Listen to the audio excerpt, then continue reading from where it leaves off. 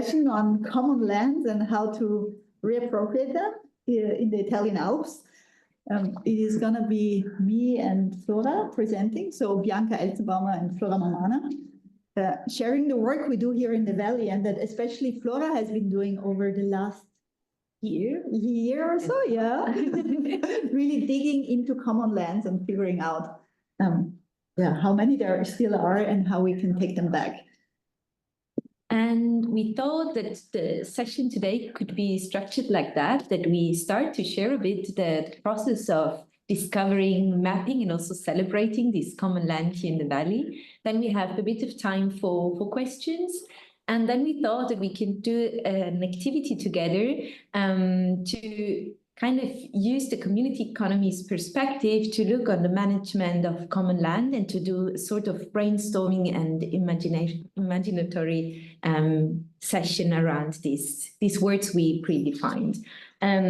Around 3 o'clock, maybe a bit later, then with the people who are here in Rovereto, we will walk to a common land piece very close to Rovereto, and we will kind of do an exploratory walk there too. That's a bit the idea for today. And I would say we can start. Yes. Bianca, if it's working, let me see. Yes. Yes, so it's about rediscovering collective lands in the Alps. And I'm going to do a bit of an introduction of where we are based, where we're speaking from. So what you see here, the little red dot is our valley. That's where we are placed and where we really situate our work and our research. And I see I can click on Flora's. Yes, you just need to click here. Okay. This is what the valley looks like for those of you who haven't been here yet. It's a kind of alpine valley with a very, very busy kind of main bottom of the valley with lots of monoculture, with lots of infrastructure like highways, high tension electricity cables, and so on. So it's a kind of a heavy duty valley in the Alps that connects Germany, Austria, and northern Italy. It's one of the main routes over the Alps. And more specifically in that area, Flora and me, we are part of a group that is called La Foresta, a community academy. Here you see a picture of us from about a year ago also. And we are kind of a bunch of people who really believe in social transformation, in eco-social justice, in multi-species relations. And we come from art, from design, but also from agroecology, from social work. There is also people, in the group who are postmen or, who have very kind of mundane jobs and are not so much into the artistic as we are. But the nice mixture is of all of us together wanting to live in this valley and work for transformation. And then there is the Usi Civici, which are the common lands in our area. And here you see a kind of short timeline of the genealogy of how many generations have taken care of that common land.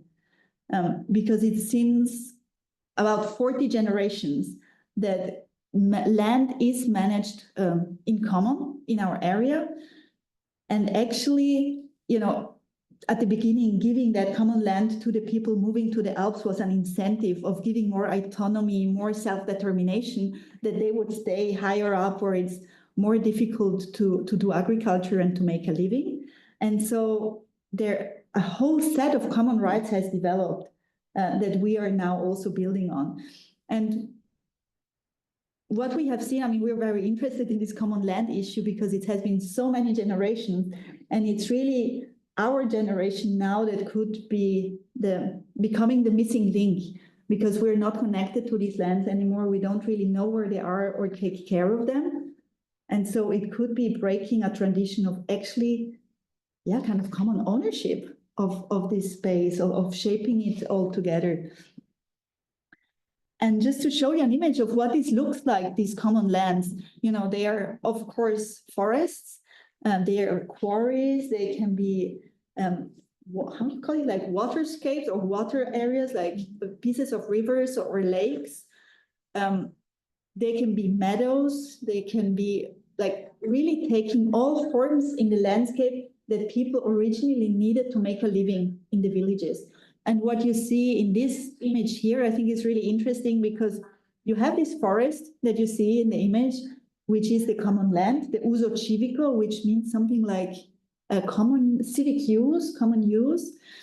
And all around the uso civico, the common land, you see the vineyards, the monoculture coming in. So our land here is very much structured like this. You look at the landscape and you have vineyards and apple plantations. And then, and this is something that Flora's process showed very strongly, is when you see forest in the middle of that sea of monoculture, then usually it's a commons, because that's the land that cannot be taken for such types of production. And then something quite amazing, it's like, where are these common properties in Italy? They are not just in the Alps, they are in other regions as well. But clearly we have a giant share of them. And so there is a real tradition or a heritage to connect with. It's not something we have to find or fight for or cry over what has been lost. It's still there. We just need to find the connections. Exactly. And with this, I would hand over to Flora because she really worked on how do we build that connection again. Yes, here you see an kind of abstract empty map. And for us, it was like that when we started this process of mapping the common land, because we had no idea where these commons are actually. In some cases, maybe someone of the village told us, actually, this should be a commons, like this or that piece of land, but we did not really have any confirmation if this is true or not. So it was kind of, we're super interested and wow, this is amazing that we have this common land still. It could have so much potential, but how can we actually figure out where it is? So this was a bit the starting point of this mapping process, I would say. And then we discovered also that this not knowing is not something that is just like our fault or that it's just us, but actually that most of the people here in the valley lost this knowledge that this common land exists and actually where it exists. So the collective memory is got really lost over the last, especially 2 generations. And if they are familiar with common lands and they know that they are existing, they think often that this common land is in like just like high mountain areas and that it should be something, or that it is something not really accessible and even not really usable somehow. So this is a bit the narrative around this common land in our area that is quite widespread, I would say. So this was also a bit a kind of motivation to engage deeper with these common land pieces, I would say.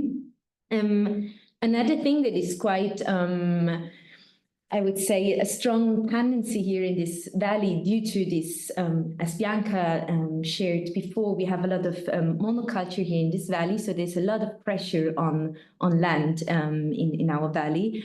And we knew that from some cases where these common land pieces were extincted or there were some enclosures happening. So we were really like kind of activated to say, this cannot happen. Like, how can we just be inactive seeing that so many common land pieces are getting extincted or privatized, because there is a provincial law that somehow helps to privatize these common land pieces. So there must be an active community kind of safeguarding this intergenerational heritage, actually. And we wanted really to hinder that these common land pieces get also monoculture and kind of the same extractively managed as all the other land pieces almost in our area. And for us, as association, as active group of people here in the valley, we find it just crazy that there is no accessible map in this area. And in 2023, I was really lucky to receive a fellowship from a German foundation called Allianz Foundation. And with this resource and privilege. I had the chance to really get into the research of common land and in the mapping process for 10 months. And yeah, this was just quite amazing. And I had also a bit of a base from Fabio Franz, also member of the association. He started already research also in 2016, and he shared with me some material. So I had sort of a base, but I never did a map before. So I'm really not a mapping expert. So I was really new in the whole thing. I even didn't knew the legal language around common land that is used here in this area. So it was quite challenging for me in the beginning to figure out where to start with this mapping, where to find the data. What you can see here is actually an historical decree on the left side and a new one on the right side. So where to find data actually connected to common land is in this historical decrees from 1930 mostly, where all the parcels are kind of listed. So they're really legally recognized in Italy, which is quite amazing and something very special in my opinion. And so I researched in the archives these decrees, and from there I had a sort of basis to know, okay, this some time ago have been the common land pieces, and then I checked at the land registry office if there's still common land. And in most of the cases, I figured out that they got privatized throughout the years, like in the last, almost 90 years, in most cases, or fractionated or exchanged with other land pieces that are not in such accessible areas, but more up the mountains. So I figured out this tendency, and then I was kind of in front of a new challenge because I thought, oh, how now to figure out where these new land pieces are? Maybe they exchanged, I can't find the new numbers. So this was a bit the starting situation of mapping. And here you can see I tried to put all the data in Excel sheets to digitalize it somehow, to have like not just PDFs like scanned, but to create some maps. I thought I need to put it in sheets somehow.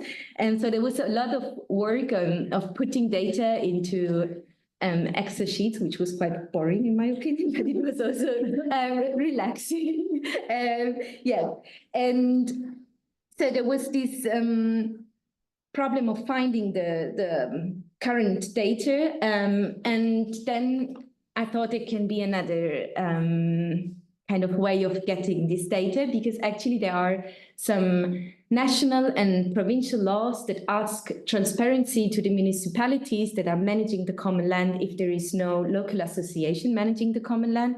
So I tried to call all the municipalities in our area, which are 17, and I did 100 phone calls. So I documented here, you can see my phone calls and I documented them.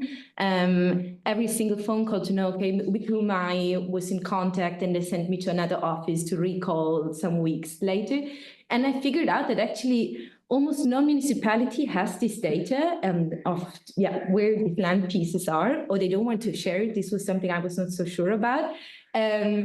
And they really had difficulties to figure out who in the offices is responsible for sharing this data or updating this data actually.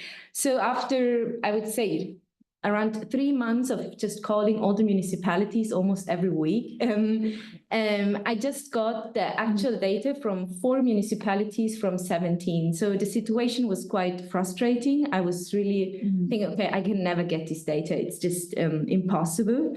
But then I also called other people, like it's called ASUCs, which are the local associations managing, in some cases, common lands. So either the municipalities or these associations are managing common land, but it's not their common land. This must be really underlined. It's really co-owned by the people who are living in a certain municipality. But also these ASUCs, even they should manage the common land in a transparent way, I figured out that actually that there is happening another form of enclosure, because they are kind of managing the common land, but then it's kind of a closed association that is not transparently sharing the data.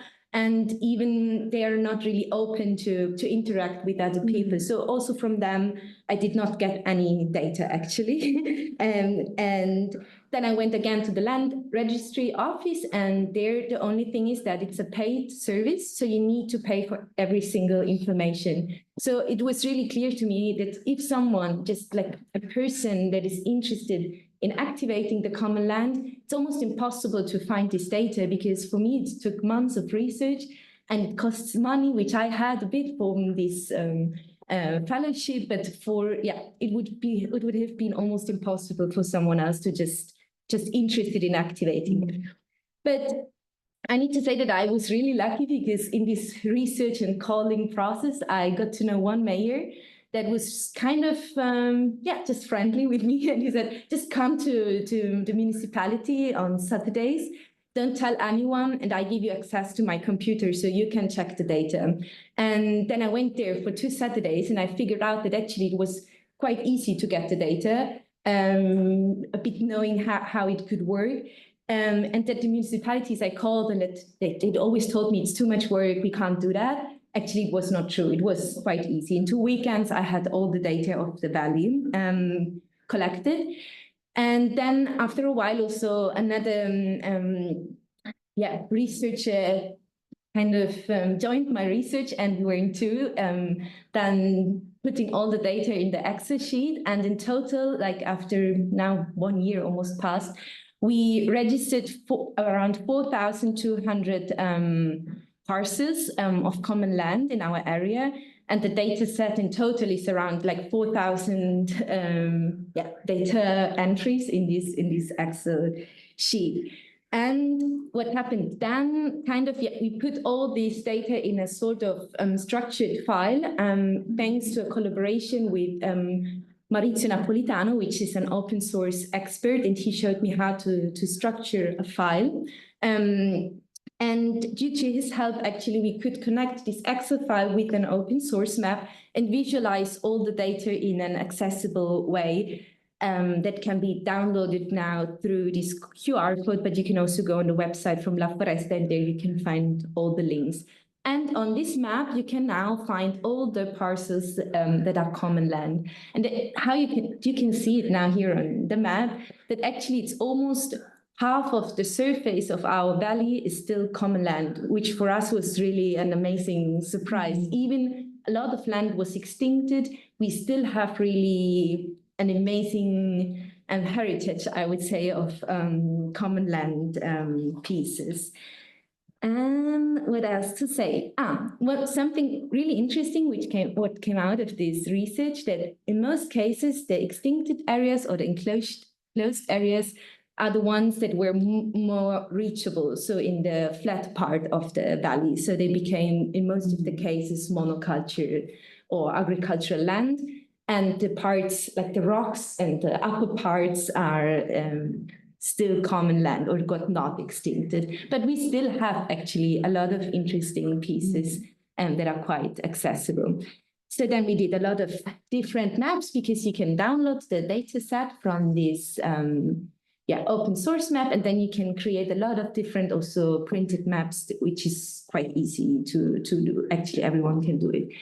What is really new, and we are super happy about that, is that since actually today, I got the email tonight, because a research group from the US mapped over the last year indigenous and community land, collectively owned land, in this map, where you can overlay biodiversity and climate data over the community and indigenous land pieces. And our map was now integrated in this map. So this is quite amazing for us. And yeah, it is already shared with you, downloading data. Then we ran those, we did some walks to see, okay, what is actually on this land pieces. Sometimes it's still common land, but actually illegally used in another way. Like here you can see some, construction work going on, but it should obviously be not like that. So it's quite interesting now to do walks with these maps. And obviously the map was just a starting point. So we never thought, okay, we're just mapping and then it's it. But it was just, I would say, almost something necessary to do to reactivate the common land pieces, and also to think about more communal forms of reactivation. And here the celebration part, with La Foresta, then we organized a lot of different activities also to celebrate the map, but also to like bring people to the land pieces and to reconnect also with the land in a different way, and especially in a multi-sensory way, I would say. And then also due to the help to Fabio, we created these 3D maps, because you can download the data set and just import it in Google Earth. And then you can localize yourself and see, okay, where are actually the next common land pieces around me, which is really interesting. I'm just walking now with this tool because I'm really I'm curious where the next piece is around me. And here we organized some, I would say, performative walks in Volano, which is really quite close to here, also using music, sound, and different forms of storytelling to also share knowledge around common land, because really many people don't know what actually are the rights, but also responsibilities connected to these land pieces. And this image is maybe already something that leads us then to the brainstorming later, because we tried to organize also shared and collective moments where we wanted to rethink the management of the common land pieces, because the management obviously is influencing a lot how and if people use and can access the commons. And in this session, we tried to rethink the management from a feminist and ecological perspective, or multi-species perspective. We published this as seen, but if you're interested, we can also send you a PDF, but it's in Italian. In there, for example, we also did some illustrations explaining how the management is working in some municipalities. And actually now I would say we are almost at the end of the sharing. I still wanted to share something with you. Yes, that we are actually now in contact with the municipality of Rovereto, where we are based, kind of, to think also about more direct forms of management, because until now, what is kind of complex is that if a community is interested in managing the common land, they need to manage all the common land from one municipality. And this is a responsibility that not so many groups want to take over. So we are in contact with the municipalities to understand if there can be lighter forms of access and management. And this is something I think that it takes time, because if they manage one, they have to manage all of them. Exactly. And that's it, I would say. I think we can stop here now. Maybe there are more questions popping up. Because it was really just a very fast overview. Can we skip the sharing of the screen so we see it? I have a question, if it's okay, because I have to leave in a little bit, but thank you. That was extremely inspiring. Brava, beautiful work. I have maybe a lot of questions, but one is why did some of the land get to be sold? I mean, isn't that not legal? How did that happen? That might be one question. Yeah. You want to answer? Yes, I can try, because this is something I'm still it's not really clear how it can happen, and I'm still trying to figure out how it can happen. But there's one phrase in the provincial law that it should actually safeguard the civic land, but actually it is not doing that, because it says if it's for the public good, you can privatize common land. And what happens very often, and I observed this checking all the data, that the common land is bought from the municipality. Probably they say, we are doing something with it for the common good, and then they resell it and they can do it to privates. And I think this is a mechanism that they found to sell the private land and to make money, because if the municipality has a negative balance, they have a sort of resource to balance out their incomes and outcomes. I don't know how to say. So this is something I observed, but I'm still not quite sure what mechanisms actually help to enclose and privatize common land. And I think one thing that is quite important, if nobody is looking at it and nobody is interested at the common land pieces, they think, okay, it's just something that we have there, and they don't see the ecological value and also the value for mitigating climate change. So for them, it's just not used potential and resources. And they told me really that. So they said, okay, you're the first one actually asking for where these common land pieces are, or since such a long time, nobody asked us. So we thought actually nobody's interested and we can just do something else with it so that it's used. So this was the main response I got until now. Why is there less common land in other parts of Italy? Is it that they didn't have as much to start off with, or that it's been enclosed more than here? I don't know. But if you look at the map of where the common land is, like also in Abruzzo, it's mountainous land. So I think it makes a lot of sense, like if you think 1,000 years back, this thing of like, how do I get people to stay there? It's because I give them land. Like here, every municipality had a piece of common land, and sometimes it was quite far away. Like if you didn't have forest close to your village, you would have a forest close to another village. Because actually to be able to survive, you needed access to wood. And so it was kind of also layered. You had like the higher up pastures for the animals, you needed to have them, even if they were not directly connected. So I think maybe some of it is connected to the landscape. Yeah, to the landscape. And are there distinctions in management between either Italian state ownership, regional state ownership, and local ownership? And when we're talking about common lands, are we purely referring to municipality common lands? Like, or am I using a different model that? So there is a difference. The common land is not owned by the municipality. This is not the land that the municipality owns, but it's really the land that is co-owned by the people living in a certain municipality. So the municipality has no right of ownership. It's a co-owned property from people in this specific moment living in this area. So it's even not something you can inherit. It's just you're putting your residency in this place, and then you're automatically co-owner of all the land pieces that are registered as common land in this area.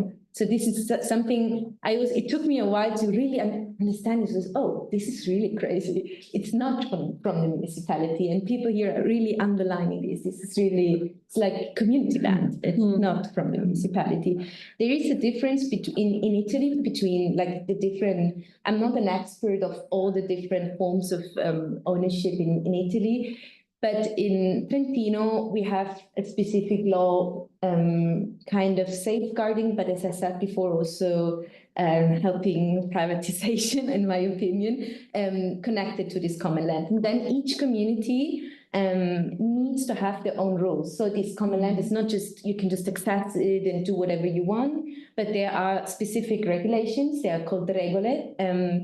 And these rules can be also co-designed, so it should be a democratic process. But nowadays, actually, these regulations, maybe they are copy-pasted from one to the other, and often they have quite, I would say, not contemporary values in these regulations. For example, in some regulations, it says that just the head of the family can participate in the democratic process, which is in most of the cases male. So women are excluded in some cases of participation still nowadays. But if you don't read the rules and if there is no active community in challenging these regulations, they are still there from like fascist times, and they are not updated. So this is a bit, something also connected to this topic. I mean, maybe to just say, you know, people actually access the land for certain uses, like for cutting wood.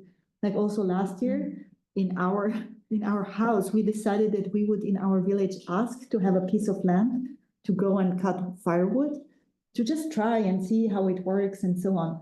And I mean, it's hard work. It takes like your winter weekends away of like being out there cutting the wood and so on. But actually there is still lots of people signing up for getting that firewood out of the forest. What is also, I think, interesting is that when, you know, it's not always all the land used by the villagers for cutting wood, let's say. And then if the municipality starts to manage it actively, there is a sense of you need to, then you manage it with a capitalist mindset, with profit maximization, which means that you plant different kind of trees. Because if you go on these common lands now, you see that have been managed by the community, you see copicing happening. So actually it's kind of smaller trees and they get cut regularly. So it's more like bushy stuff that even if you can take it out without big machines. Whereas if you go for the industrial wood, you just have giant trees. There is no way a household can go and take their firewood. It's too, I mean, you need big machines. It's super dangerous. So it also kind of over generations, over time, it shifts what you can do with the land.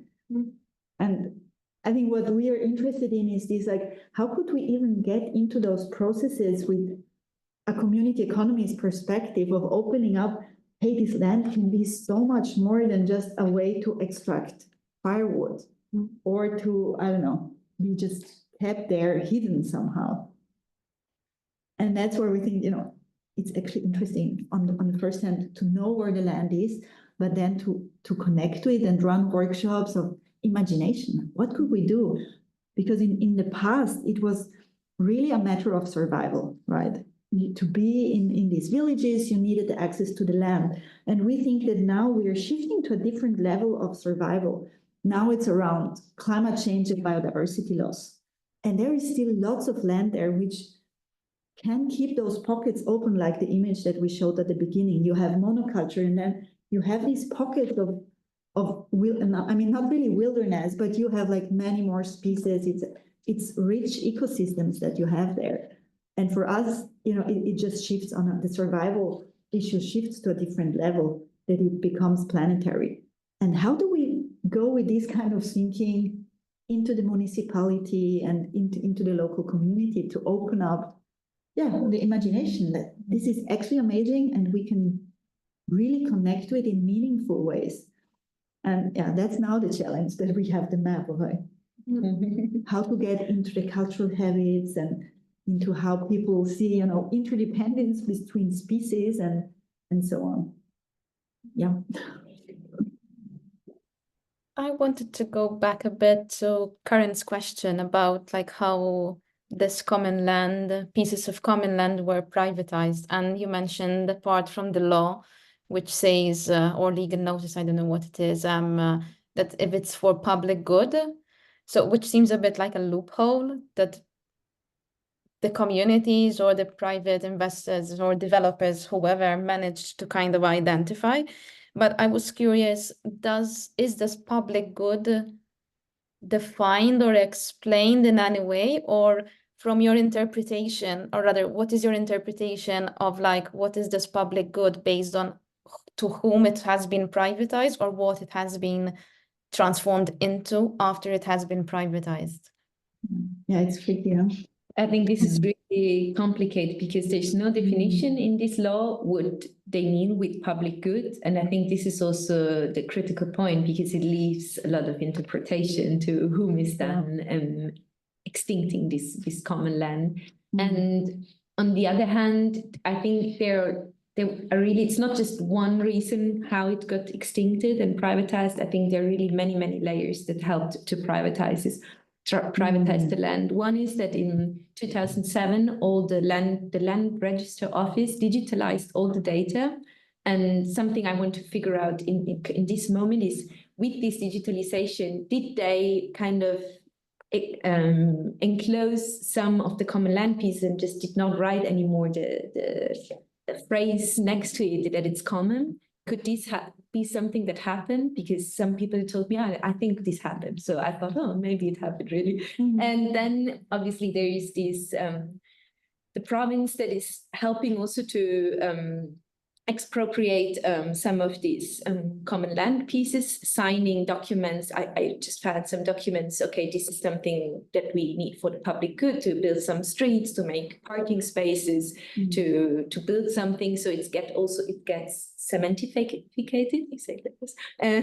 So this is also a challenge, obviously. And other land, as I said before, is going to the municipality and then it's sold.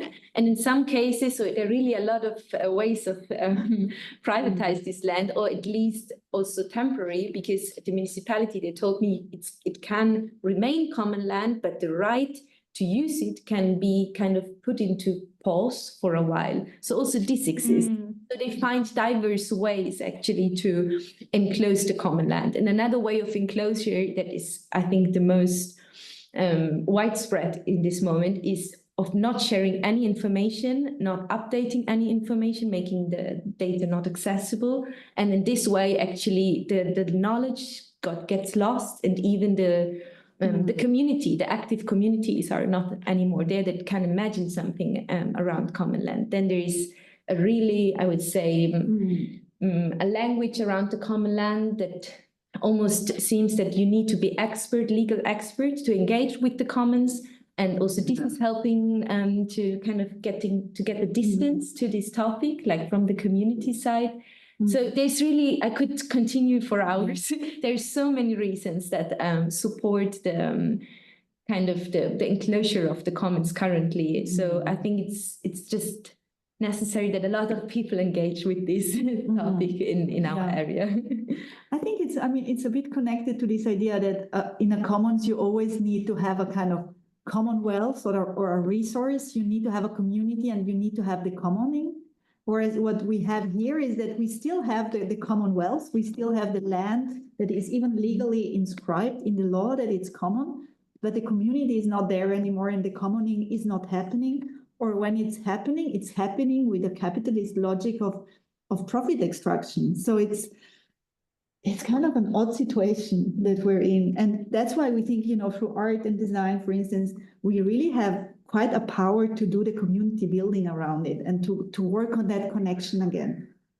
Because it needs some kind of paradigm shift to get people just excited about the whole thing. Because actually, like engaging with the land, you need to go out, and it's probably some of the engagement is kind of physically tiring or so on. So it's, how to make that exciting, to be like, we want to be out there and get messy and dirty and work or so on.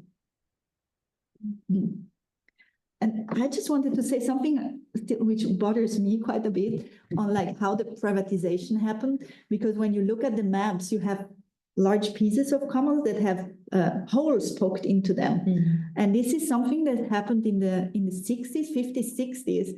And this is something that also happened I think in the family that I'm attached to here in the valley, that we have a piece of land in the mountain with a small house on, because in the 50s, 60s, you could go into the mountains, build a house on common land, and if within one night you were able to put a roof onto it, you could claim it. And so you have these, you have these things. And then also there is a mountain here, which is Monte Zugna, which is also full of these summer houses. And there it was illegal, until the 90s. And then the state came in and said, come on, let's just legalize this whole thing. And the people who were kind of just went out there and put their mark on the land, they now own it. And so maybe it also depends always a bit on the epoch you have, on the kind of politics that are going on. But there is a real sense of, like, at some point it was just like, grab whatever you can. And for me, it's interesting to think of like that piece of land that we go to and so on. Was it taken from the commons? As being a commons activist, how do you then deal with that? And so I think it's like opening up really interesting questions of ownership and how do you transfer things. Did you come across any examples of land that had been enclosed that was kind of recommened? No, probably not. I know. What would from the process even be for that? There are some cases actually where, especially people that are more engaged into the legal cases around common land, help a community to somehow, I say, hinder the extinction or enclosure or privatization of a common land piece, and they fought together against it. This happens in some rare cases because, as I said before, the knowledge got lost where these pieces are. So in some smaller communities, they still know, okay, this land piece is common, and as soon as they see that there are some tools on it to build something new, they are, okay, no, we need to do something. We need to activate that because we don't want to have this. So sometimes this happens, but I would say rare cases. But I went to a smaller municipality like some weeks ago in Trentino, and there was the first open negotiation process because there was one little park in the village that the ASUC, which is this association that is managing the common land, wanted to privatize. So they, for the first time, asked all the people in the village if they want to privatize it or not. So there was this open democratic process. And actually, this it never happens. It was just because the community was very attached to this land piece that this association asked before privatizing it, because they knew that they will rebel if they don't ask before.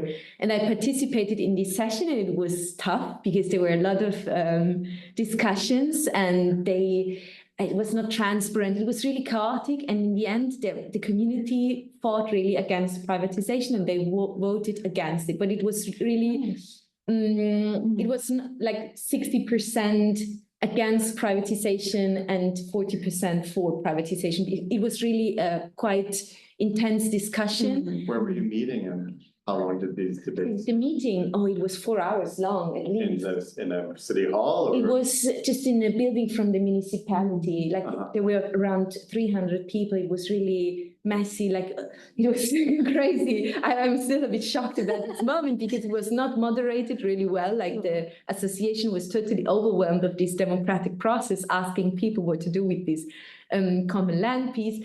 And they wanted to put a vineyard on it. Like it was this place where usually the community makes picnic and they meet, and they wanted to sell it to a private investor to put a sort of vineyard and to build some huts to make tastings for wine and tourists and stuff like that. Was the vineyard locally from somebody in the region? Yeah, he was kind of from the region, but he was not really explaining well what happened. So the community was super confused, and I thought, but can we still enter then and do our picnics there? And he said, no, then it's private. And they really didn't understand that then it's something private. So it was such a messy process that it was really interesting. And it was the first time that I participated in an open process of discussing if it should be privatized or not. But as I said before, this almost never happens because, it's a difficult democratic process that most of the people think, okay, let's not do it, just extinct it, and that's it.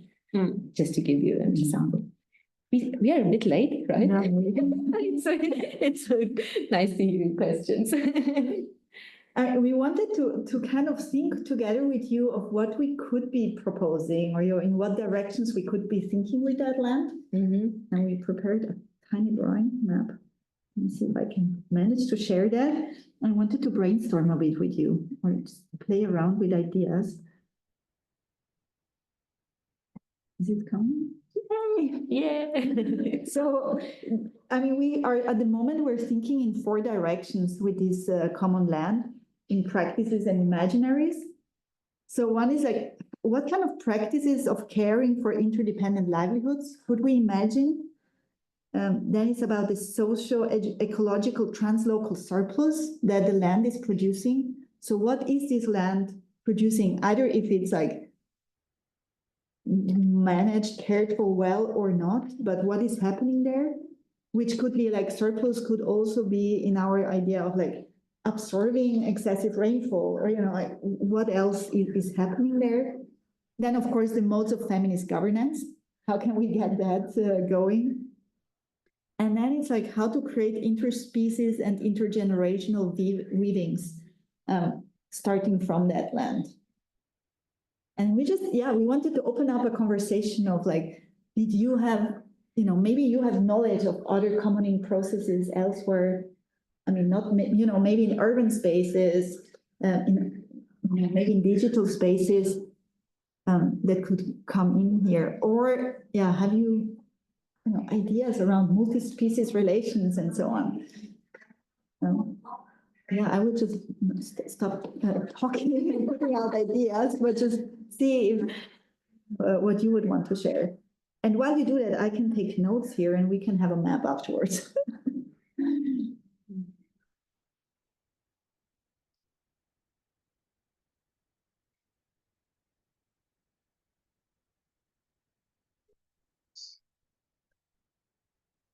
Yeah, I think one thing I had in mind is how to pass on this knowledge and how to include multi-species in this knowledge. And it seems also like you explained recently there was this digitalization of the maps, for example. So like maybe we're in a time also of like where we change like the way we communicate, the way we report information. I mean,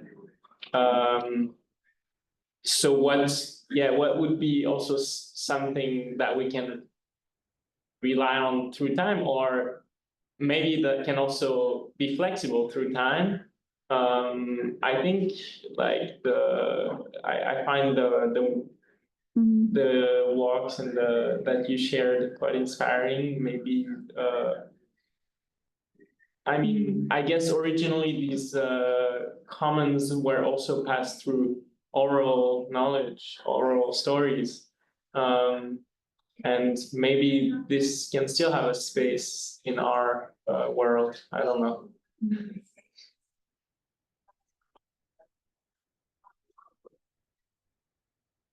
I mean, related to that, one of the things of like how it also has been passed on is really through practices, storytelling and small practices.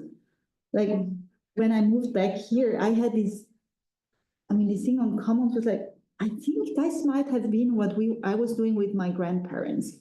Because I have these memories of us in the woods and they were working and making the bundles and I was just playing. And I was like, oh, okay, this was actually what this was. But I mean, it was just like common practice. But what would it be that we do today on the land? Is it foraging? Is it like not just going out and looking at it? Because that's the usual norm. Just look at it, no idea what to do with it. But maybe it's the foraging, maybe it's small acts of interaction. Yeah. I liked with the walks how celebratory they were. And it also made me think, like, looking at the maps of how it's all these little segments, and they must have like these kind of idiosyncrasies of each of them, like slightly different, and almost like some kind of celebration where you're looking at like what is unique about this particular little pocket could be really nice. And then the other thing that I was thinking about, maybe in terms of practices or governance, is this idea of stewardship and almost having like one person who for some amount of time is kind of like the steward for one little pocket, and they really like advocate for it in group meetings or take people on tours of like, this is what is special about it kind of thing. It'd be cool.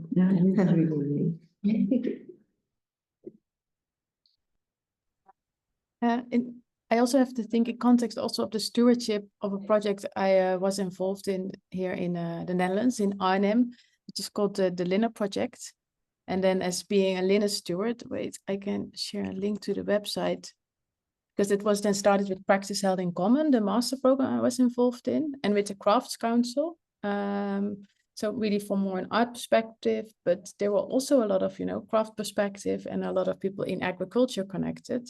So of course, it was a piece of land from a biodynamic farmer who said, like, who gave us the opportunity. So it wasn't common land, but still there are like different localities now in the Netherlands where people like, growing their own flags and really in a communal context.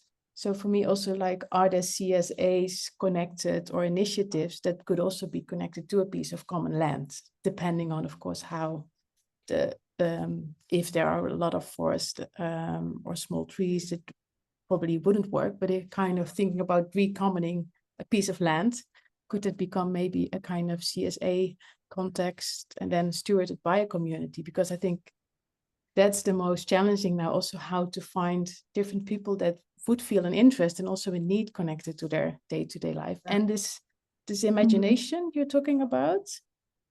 And then I think about schools and going out with the kids to the forest. I remember Bianca, that you were saying that often. Could there maybe be also, a bunch of from the kids that kind of become part of a aspect of the commons or a piece of land, like a small pocket where they really can get that it becomes their. Well, I don't know, those types of ideas. I can imagine that all those ideas maybe already came to the surface when engaging with everyone from the community who has an interest. These were some things that came up for me. Yeah. I mean, I could, for me, like the image of having a kids group caring for a piece of land would be quite something. Yeah. Like, I don't know, I feel like this great adventure place, or I don't know, like you climb on the trees and you make, and it's really your space. Yeah. And I know some initiative from friends around Amsterdam where their kids take care of a piece of land before they're going to be like new apartments. So it's not a commons, but still this kind of this in-between stage. And it's fascinating to see like how the youngsters kind of find their way with it. And addressing a lot of topics also with schools. So they also invite people to come there. Well, it could be maybe an interesting way. That could be really something we could suggest the municipality. It could be quite cool. Yeah. I mean, also maybe a space where really we can, because the potential of the common land is also to experiment with democracy and to really experiment with what does it mean to be in an assembly and take decisions together and listen to each other. So creating a space like that for the kids, rather than, because usually what happens in these kind of land projects that we see here is that the kids come and then the adults instruct. You've got to do this and that, and to be like, no, this is, I don't know, like experiment in democracy. Further field in Finsbury Park, which is in London. It's this kind of art space, doing really interesting experiments and stuff. But they did this cute multi-species assembly where they did kind of LARPing, where people would go, like, so kids as well, but also big groups of people. And then like one person would be LARPing a squirrel or that kind of thing. And they'd be kind of like talking about the space of Finsbury Park and how, like, making decisions with it, like having a kind of assembly around it. But it was also very like fun and creative and stuff. So it was quite a cool like example. And the other thing I was thinking before related to foraging, because I think foraging, like doing walks, that kind of thing is really nice. But potentially as well as that, I was thinking about forest gardens and like this idea of like not chopping down all the trees to make agriculture, but like what can you plant there that's like cultivating, that's also like food that you can eat. And then you kind of build up that knowledge about living like in symbiosis, I guess, with the forest, but also like cultivating it in a way. Which, like, just to share another thought on that, like one of the conversations we had with Carlo, who is the agroecologist in La Foresta, says like, well, actually, the law says you need to keep it as well as it is the land, or even better for future generations. And I was like, all going on, like, how is it possible that they make vineyards? And he was like, Bianca, come on, like, for some people, for the mainstream, making a vineyard is much better than having these shrubs there. So it's like, it's again this perspective on what do you value, and they're like the LARPs or something like this could quite Very fun. When you ask this question, are you thinking of doing a project in Rotorua on the city's common land? Yes. How many properties are there, or how? in numbers, Yeah. in Rovereto, well, I would need to count, but I think it's for Rovereto at least 300, I would say. Some pieces are really small, and just like little islands in the city that are maybe forgotten, or I don't know. It's really small pieces, and some are quite big forests. Like later we will see some And in terms really of- close to the city. Maybe I'll wait. But in terms of accessing these lands, do we, to start using them, do you need to go in front of somebody, or do you just generally, like, what was your experience, Bianca, in starting to use the wood of the, or I could wait also if there's other ideas, but. I mean, the wood in our village, we needed to say we are interested in, and then I think it was a draw out of a hat of what land you can actually go to. And then the forestry, people from the forestry department, they go and they actually say which trees you can cut and which you need to save. I think now we could go out and, have like, bring the kids for a day or so. You can just access the land, that's fine. But if you really would want to engage on a daily basis, you definitely need to have the local community that says, yeah, we actually want you to be there. When we got into this common land thing, we got to know Agitu Ideo, who was an Ethiopian goat herder and cheesemaker, making amazing cheese. And she studied in the University of Trento, and then she was like, actually, I want to stay here and I want to work with goats. And for her, it was an entry point of getting a contract that she could keep her goats on the common land, because then she didn't have to buy any and she could still build up her activity. But maybe to go deeper into your question, so there are different possibilities. If there is not this ASO, which is this local association managing the common land for a specific municipality, so if no active community creates this association, automatically the management goes to the municipality. Most of the cases in our valley, the municipality manage the common land, but they're not really managing it. So you could go there and ask, can we use it? But then they have no specific, in most of the cases, no specific ways of giving out the common land pieces that you can ask to put something on it, to interact with it in the long term. Just this one municipality in Ronsochenes where I talked with the mayor, they have specific ways of really, I don't know, once a year they put out a really big map and say, okay, these pieces you can use in the next year. They make an assembly, invite everyone in the municipality, and then they say, okay, these pieces are for gardening, these pieces are for agricultural use. Here you can do whatever you want. So they have a really transparent process, but it's work. So actually, it should be the community, because the municipality, why should they do this extra work? They don't have anything from it. But it could also be something else. What we try to figure out now with the municipality in Rovereto, if there can be something in between, kind of the municipality maybe is giving some piece of land to an association or to someone else that can manage maybe for some years these common land pieces in a lighter and easier way. So this is something we would love to do, but until now, yeah, it's not happening. Yeah. Sorry to get so pragmatic again. No. Nation's spinning, so I'm trying to figure out what the real. No, but I think like maybe we can show this map here also on the screen, is like how much land there is, which for me is, This is the. I'm not sure. Do you see it when I show it here? But this is just a piece of it. Yeah, no, it's Yeah. a tiny piece.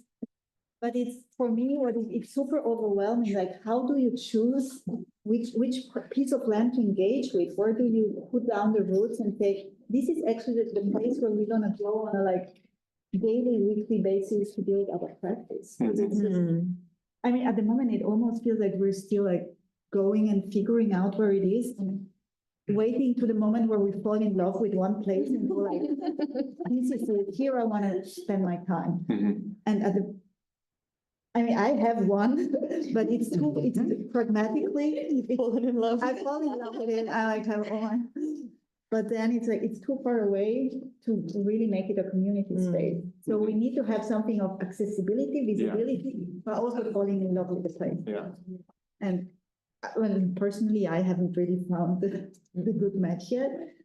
And I'm a bit afraid that, will we keep on being saying that it's not a good match for another couple of years, or will we at some point just say, this is it, you know, like quite pragmatically, that's in love enough? Yeah, gotta start somewhere.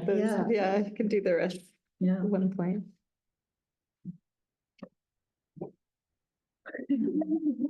What do you think?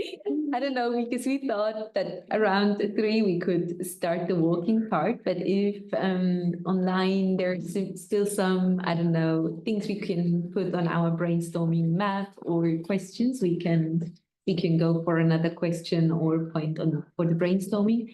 Otherwise, I would say we can also close here.